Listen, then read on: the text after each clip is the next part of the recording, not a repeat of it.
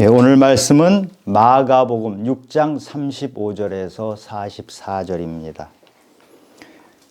때가 저물어가매 제자들이 예수께 나와 여짜오되 이곳은 빈들이요 날도 저물어가니 무리를 보내어 두루 촌과 마을로 가서 무엇을 사 먹게 하옵소서. 대답하여 이르시되 너희가 먹을 것을 주라 하시니 여짜오되 우리가 가서 200데나리온의 떡을 사다 먹이리이까.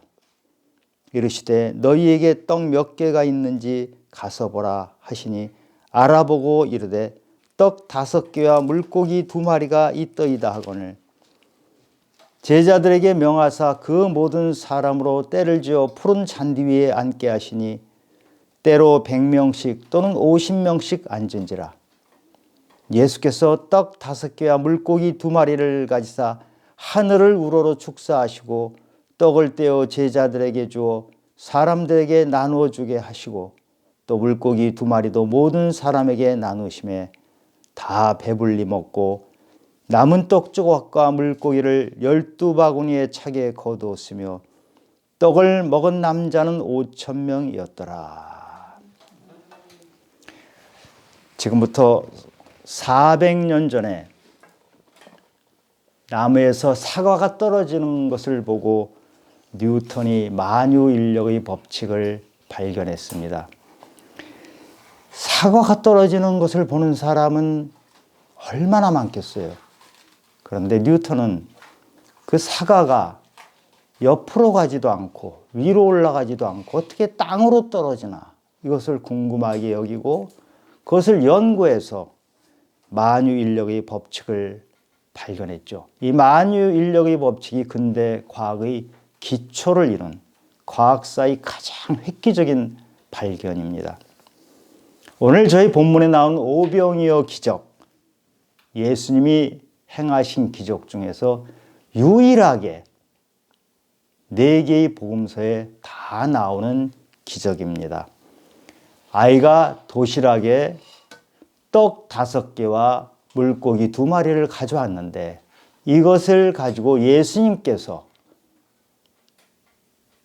2만 명, 거기 남자로 5,000명이라고 하지만 여자와 아이들까지 합치면 2만 명 정도가 된다고 추정을 합니다. 2만 명에 이르는 사람을 배가 부르도록 그렇게 먹이셨다는 내용인데 교회 안 다니는 사람들도 이 내용 많이 알죠.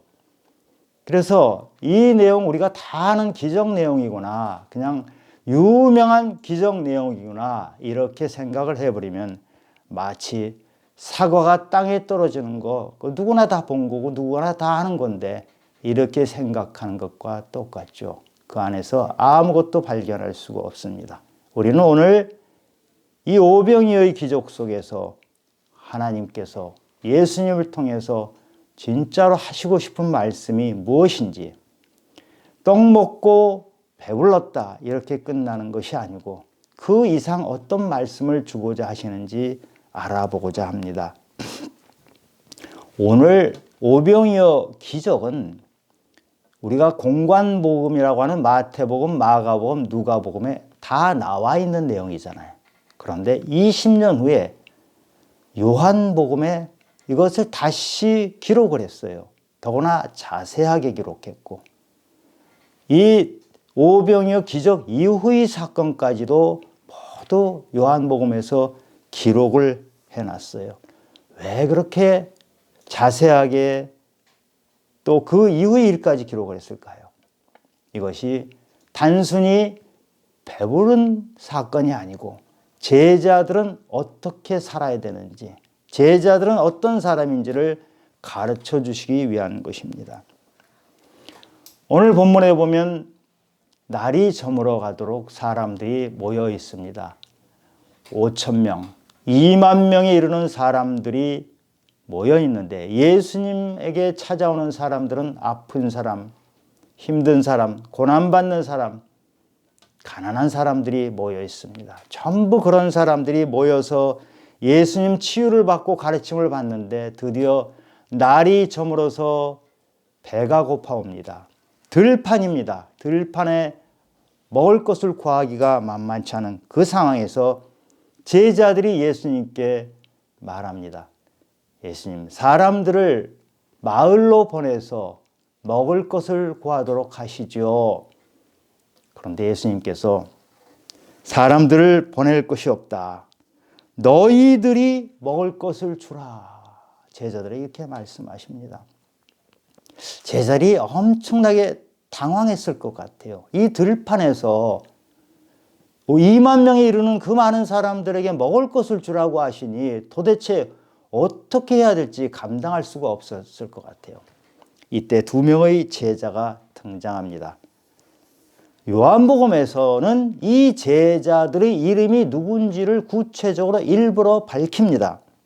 그 제자 중에 한 제자가 이렇게 말합니다. 우리가 가서 200데나리온의 떡을 사다 먹으리까.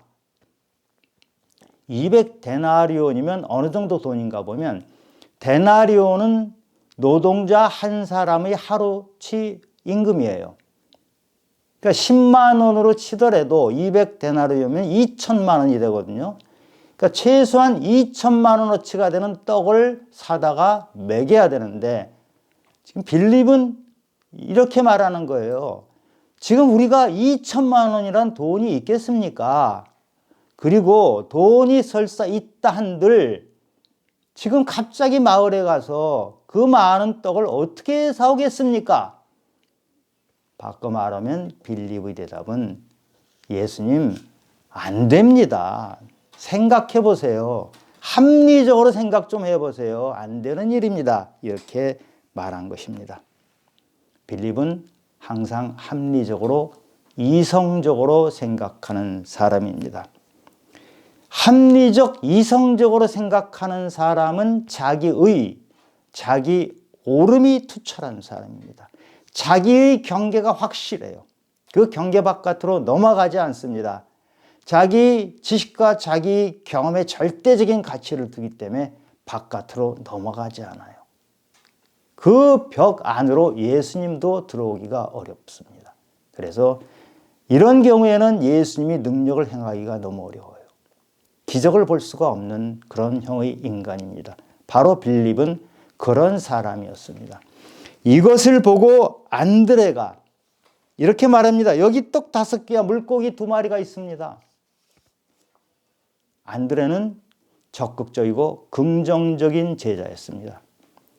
그는 그 어린아이가 가지고 있는 도시락이 보리떡 5개와 물고기 2마리가 있다는 것이 안드레의 눈에 보였습니다.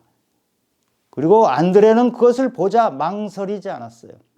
그것을 예수님께 가져왔습니다. 안드레는 그 도시락, 작은 도시락 하나를 보고 안 될 것이다, 이것은 가당치 않다, 이렇게 생각하지 않고 예수님께 가져왔습니다. 그 안드레가 가져온 안드레의 손끝에서부터 예수님의 오병이어 기적이 시작된 것입니다. 그 작은 도시락 하나를 예수님이 받으시고 축사하시고 그것을 2만 명이 먹을 수 있는 떡으로 만드셔서 2만 명이 먹고 배부르게 먹고 12광주에 남았더라. 이것이 오늘 이야기입니다. 우리는 이 오병이어 기적이 안드레의 손끝에서 시작되었다는 것을 기억을 해야 합니다. 예수님은 치유를 하신 분입니다. 맹인을 눈뜨게 하셨어요. 그리고 중풍병자가 벌떡 일어나게 하셨어요. 물 위로 걸으신 분이에요. 그런데 예수님은 왜 안드레의 손끝을 이용하셨을까요? 예수님이 뭐를 할 수 없어서 그러신 분일까요? 예수님은 마음만 먹으면 2만 명의 식사를 단번에 준비시킬 수 있는 분인데 굳이 안드레를 통해서 그 작은 아이 도시락을 가져오는 일을 통해서 일을 하신 것입니다. 예수님은 공생에 3년 반을 보내셨습니다. 그 3년 반 동안 예수님은 많은 사람을 치유하셨고 무리도 걸으셨고 가르치셨고 전도도 하셨어요. 그런데 가장 중요한 것은 제자를 양육한 것입니다. 오늘 안드레는 작은 것에 최선을 다했을 때 어떤 일이 일어나는지, 그 작은 일에 자기가 최선을 다했을 때 그것을 통해서 얼마나 많은 사람이 배고픔을 해결하는지, 얼마나 보람이 있는지, 그것이 얼마나 기쁜 일인지 깨달은 것입니다. 예수님은 제자들에게 그런 깨달음을 주시기 위해서 제자들의 손끝을 이용하셨고, 너희들이 직접 체험해봐라, 이렇게 가르치신 것입니다. 예수님은 십자가로 가시기 전에 마지막 최후의 만찬 자리에서 제자들에게 이렇게 말씀하십니다.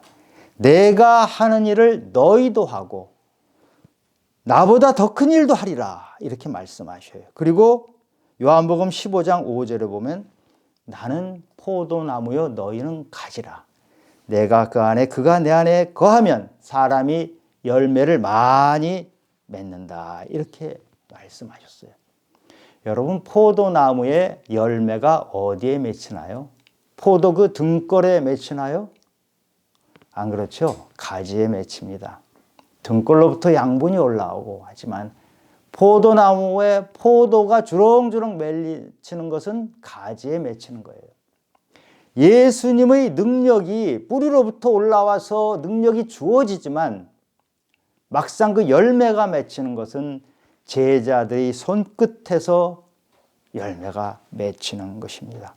주님의 능력이 함께 했을 때, 비록 보잘것없는 도시락 하나지만 주님께 갖다 드렸을 때, 주님의 능력이 함께 했을 때 그것은 2만 명을 먹일 수 있는 놀라운 양식이 된다는 것을 가르쳐 주신 것입니다. 마태, 마가, 누가 이 세 개의 공관복음은 2만 명 되는 사람들이 배부르게 먹었다. 그래서 배불리 먹고 남은 것이 12광줄이나 되더라, 이걸로 끝납니다. 그런데 요한복음은 여기서 끝나지 않고 그 다음의 일을 기록하고 있습니다. 요한복음 6장 15절에 보면 그러므로 예수께서 그들이 와서 자기를 억지로 붙들어 임금으로 삼으려는 줄 아시고 다시 혼자 산으로 떠나가시니라. 무리들은 배불리 먹고 나서 예수님을 임금 삼으려고 했어요. 왜 임금 삼으려고 합니까? 임금이 되시면은 이런 떡을 계속 줄 수 있는 임금이 될 거 아닙니까? 우리의 배고픔을, 허기짐을 해결해 주시는 그런 분 아닙니까? 그렇게 이해를 한 것이에요. 우리의 현실 문제를 떡만이 아니고 현실에 닥치는 모든 것들을 해결해 주는 그런 메시아로 예수님을 이해한 것이에요. 그래서 이 무리들은 이 오병이어 기적이 일어난 바로 다음 날 바다 건너까지 예수님을 따라와요. 그런데 예수님께서 이들의 속마음을 아세요. 그리고 하시는 말씀이 너희가 나를 찾는 것은 표적을 본 까닭이 아니요 떡을 먹고 배부른 까닭이다. 요한복음 6장 26절에 이렇게 말씀하십니다. 백성들은, 무리들은 예수님이 주시는 떡에 관심이 있었지 예수님 자신에게는 관심이 없었어요. 사도 요한은 요한복음을 기록하면서 다른 공관복음에 기록되지 않은 것들을 많이 기록했어요. 80% 정도가 다른 복음에 기록되지 않은 것을 기록한 것이죠. 다른 복음서에서 부족한 것을 보완한다, 새로운 것을 가르친다, 이런 의미에서 했는데, 특히 이 오병이어의 기적에 대해서 사도 요한이 많이 보충한 것은 사람들이 잘못함 오해하기 때문에, 예수님 만나면은 떡 문제가 해결되는구나. 물론 떡 문제 해결이 됩니다. 그런데 그것에 그치는 것이 아니다. 그 이상의 것이다. 그래서 오병이어 기적을 요한복음에서는 표적이라고 합니다. 표적은 기적과 다른 것이 기적이란 현상을 통해서 예수님이 누구신가를 발견하는 것이에요. 예수님이 나의 하나님, 나의 주 되심을 발견하는 게 바로 표적이에요.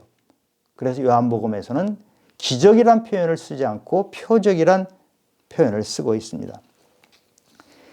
요한복음 6장에 보면 갈릴리 바다까지 넘어서 온 그 무리들이 예수님에게 이렇게 말합니다.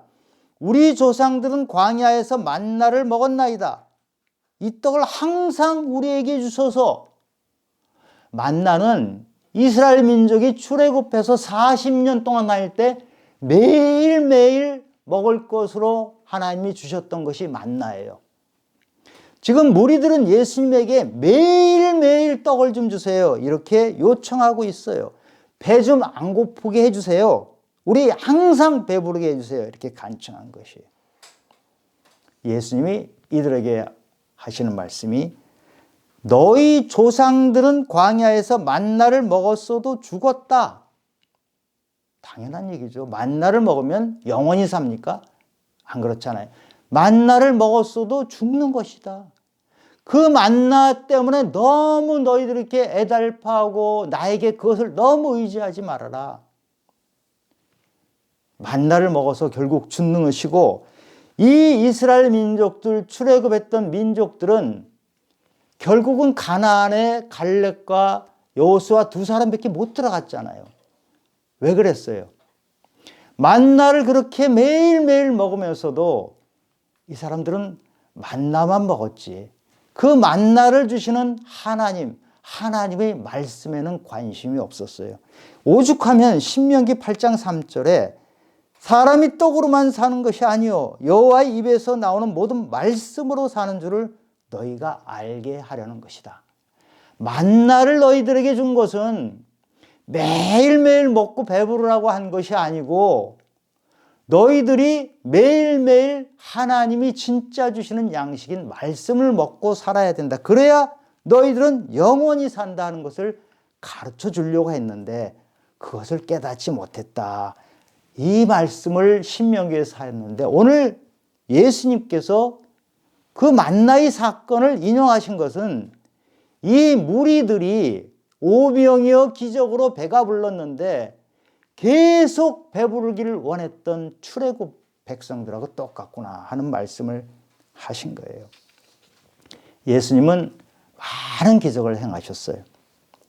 안진뱅이가 일어났죠. 맹인이 눈을 떴죠. 중풍병자가 벌떡벌떡 일어나는 이런 기적을 행하셨어요.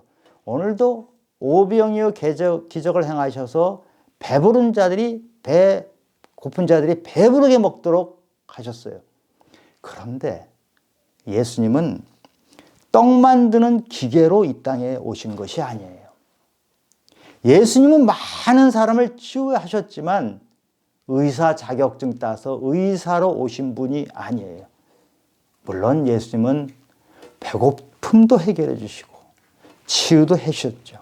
그러나 그것이 유일한 목적이 아니고 그것 너머에 예수님은 우리에게 말씀으로 주셨고 우리에게 그 말씀이 들어가서 말씀 붙잡고 말씀 따라 살도록 하기를 원하신 거예요. 그래서 예수님은 우리 죽어버린 영혼, 우리 원래 창조할 때 하나님의 형상으로 창조했는데 그 형상을 잃어버렸잖아요. 여러분 요즘 우리 살아가는 모습을 보십시오. 많은 뉴스에 나는 그 인간들의 모습을 보면 하나님을 닮은 형상으로 만든 인간으로 보기에는 너무 안타까운 괴물처럼 되어버린 사람들이 너무 많잖아요. 우리도 그렇게 변하고 있는지 몰라요. 예수님은 오늘 이 말씀을 하시기 위해서 오병이어 기적을 행하신 거예요. 너희가 말씀 붙잡고 말씀대로 살고 예수를 닮아가라. 그러면 너희에게 하나님의 형상이 회복된다. 이 말씀을 주시고자 하는 거예요. 무리들은 하나님의 말씀, 예수님의 말씀에는 관심이 없었어요. 그래서 떡을 먹고 나서 예수님께서 귀한 말씀을 주시니까 다 떠나버려요. 이 무리들이 어떤 사람들이냐면 예수님을 결국 십자가에 못 박았던 사람들이죠. 예수님더러 이 땅에서 좀 왕이 되어서 떡 좀 계속 주세요 하는데 예수님이 나는 이 땅의 왕이 아니다. 내 나라는 이 땅이 아니고 하늘에 있는 하나님 나라가 나의 땅이고 너희들과 그곳에서 영원히 살 것이다. 이 말씀을 하시지만 무리들은 그 말씀의 뜻도 알지 못하고 더 이상 알려고도 하지 않았던 것이죠. 예수님이 십자가에 돌아가실 때 예수님을 조롱까지 하죠. 너무 잔인한 모습으로 바뀌는 이 백성들의 모습을 보게 됩니다. 무리들이 떡 좀 드세요, 떡 좀 더 주세요 하는데 말씀을 주시니까 무리들이 떠나버리잖아요. 그때 예수님께서 제자들에게 12제자에게 너희도 떠날 것이냐, 너희도 떠나려냐 이렇게 물으시니까 제자들이 그중에 베드로가 대답합니다. 영생의 말씀이 주께 있사오니 우리가 누구에게로 가오리까 이렇게 대답하고 계속 머뭅니다. 이렇게 해서 제자들은 예수님 말씀 붙잡고 사는 인생이 되었어요.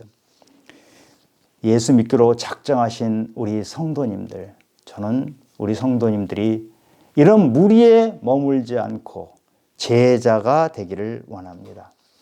무리는 배고파요, 배고파요, 배고픈 것 좀 해결해 주세요. 항상 이것만 요구합니다. 아파요, 낫게 해주세요.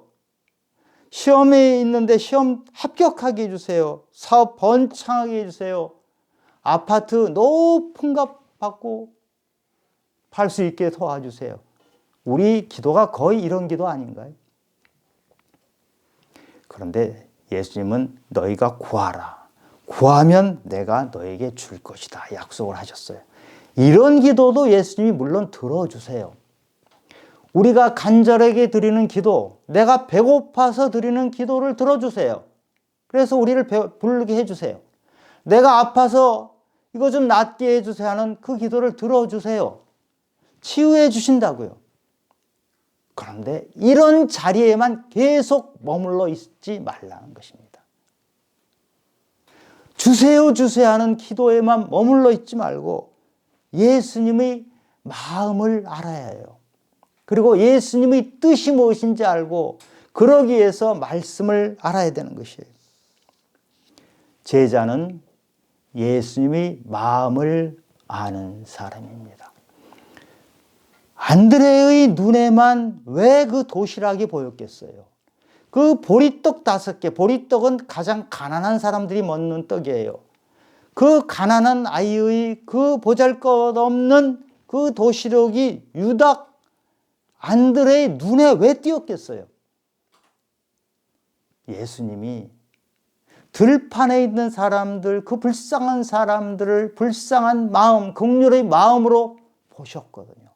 안드레는 예수님의 마음을 읽은 거예요. 예수님의 마음을 읽으면 안 보이던 것이 보여요. 이전과는 다른 세상이 보여요.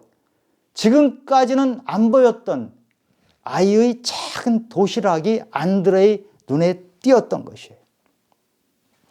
안드레는 그 작은 도시락을 왜 예수님께 가지고 왔을까요? 안드레는 이 도시락이 2만 명을 먹일 수 있는 것까지 될지는 알지 못하고 가져왔어요. 그러나 자기가 발견한 작고 보잘것없는 것을 예수님께 들고 왔어요. 제자는 나는 능력이 없지만, 나는 할 수 없지만, 그리고 무엇이 될지 알 수 없지만 예수님께 나의 작은 것을 들고 오는 사람입니다. 우리 그리스도인은 자기 역량이 얼마나 보잘것없는지를 깨달아 아는 사람이에요. 그리스도인은 자기 연약함, 자기가 얼마나 죄인인지를 깨달아 아는 사람이에요. 그러나 그것을 깨달아서 그 안에 둥지를 틀고 있는 사람이 아니고 그 부족하고 죄 많고 어리석고 역량이 하나도 없는 그 자기의 모습을 그대로 들고 주님 앞으로 나아오는 사람이에요. 안드레가 도시락 하나 들고 예수님께 오듯이 그런 그 작은 것을 통해서 하나님은 엄청난 일을 하십니다.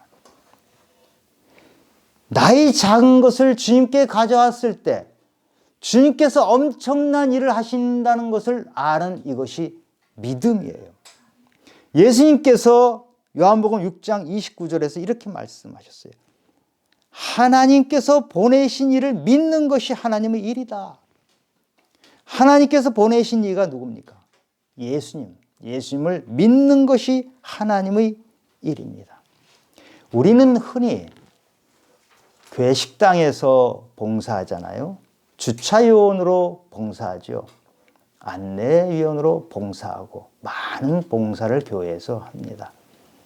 그런데 엄밀히 말하면 이것은 하나님의 일이 아니고 교회의 일입니다. 물론 이것도 필요하고 중요한 것입니다. 그런데 이것보다 훨씬 중요한 것은 예수님을 알고 예수님을 믿는 그 믿음을 가지는 것이에요. 저는 신앙생활하면서 믿음이 하나도 없으면서 교회 봉사 열심히 하는 사람들을 너무 많이 봤어요. 이렇게 애쓰고 수고하고 봉사를 하지만 믿음이 없이 하는 그런 봉사는 주님이 받으시는 봉사가 아니에요. 나중에 주님께서 나는 너를 전혀 모르는데 너는 그동안 뭐 했니? 너는 내가 원하는 것을 하지 않고 네가 생각하기에 옳다고 생각하는 것을 했구나. 이렇게 주님이 말씀하실지도 모르고요. 믿음 없이 하는 봉사를 통해서 얼마나 많은 사람들을 시험에 들게 하는지 모릅니다. 오병이어 기적으로 배불렀던 이 무리들은 항상 주님께 떡 주세요, 떡 주세요 하는 그 기도에서 머무는 사람입니다.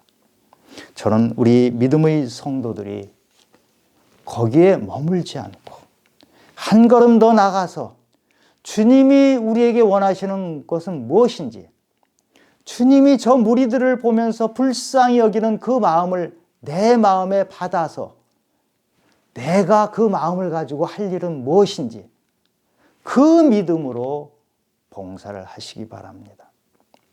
안드레는 예수님이 뭐를 하실지 알지 못했어요. 설마 2만 명을 먹일 거라고 상상이나 했겠습니까? 그러나 안드레는 손에 든 보리떡 5개, 물고기 2마리 작은 것이지만 들고 왔어요.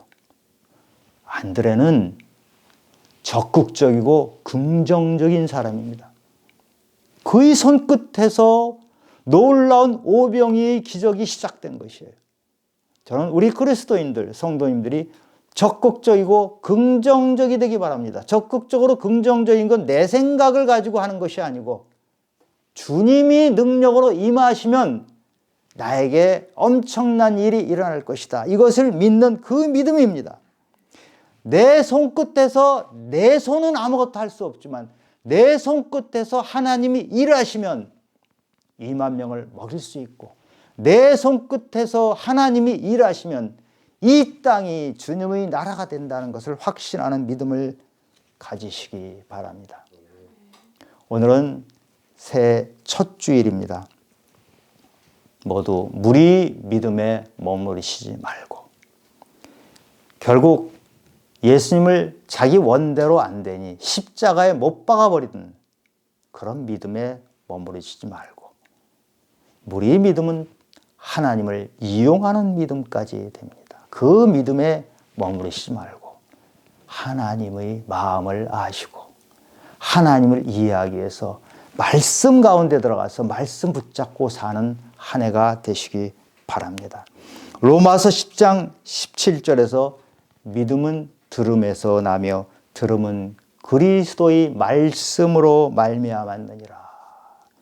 말씀을 붙잡시 바랍니다. 말씀을 붙잡아야 믿음이 나오는 것입니다. 말씀 없이 하는 비나이다 비나이다 하는 건 여러분 주술신앙이에요. 말씀 붙잡고 말씀이 나를 가득 채워서 나의 삶이 말씀으로 드러나고 나의 삶이 말씀이신 예수님 닮아가는 삶이 되기를 예수 그리스도 이름으로 축원합니다.